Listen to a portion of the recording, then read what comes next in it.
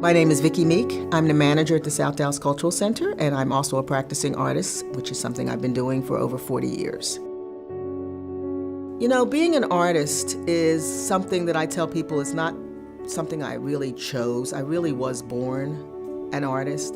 It allows me a way of communicating with people. They can see what I'm trying to say through the imagery that I'm creating. My parents were probably my biggest cheerleaders, I would say.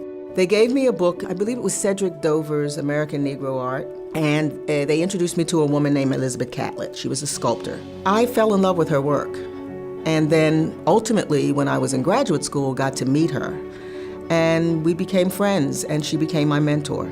She helped me make a lot of decisions about how to be an artist. You know, there were things that I was interested in doing as far as being active in the community, but I was trying to balance how do you do that and still do your art. Well, she was a woman who exemplified all of that. I took a job with the East Dallas Community School, which is where my children were going to school, and I became their community liaison. They hired me to start their first Parents as Teachers program. And that program is very heavily about getting the parents to be the first educator for their child. The word mentoring for her is not a thing that you do. It's a person that you are. It's a way of life. It's a commitment that you make to another generation. Many of the parents that we were working with at East Dallas Community School were single mothers. And so I felt it was an even bigger gift to the community to work with women who really didn't have a lot of skills in the area of educating, but loved their children like everybody who's a mother does. The only word that comes to my mind when I think about Vikki's leadership is challenge. She challenges you. She challenges the system. She's challenged the city of Dallas to think about a neighborhood cultural center that truly services a neighborhood. So I made it my mission to get the children of this neighborhood in here with programs.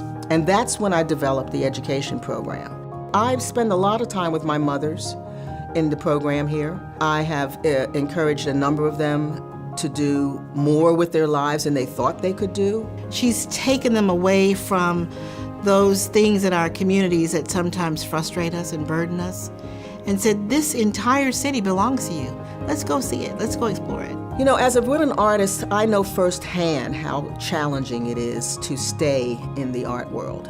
So I think that my role still remains encouraging women who are in the arts to stay in the arts. You know, it's funny, when I heard that I was being honored with the Mara Award, I was like, are you serious? But you know how when you're honored by your own, and when women are saying, this woman has done something really effective for women, that's like my sisters saying, you've done good. Anybody in a leadership position, especially women, we need to always be thinking of the young girls and the young women coming behind us. Someone helped you get a leg up. Your obligation is to help that next person get their leg up. Sisters, join me and make the change that we want to see together here in Dallas. Dallas Women's Foundation. Strong women, better world.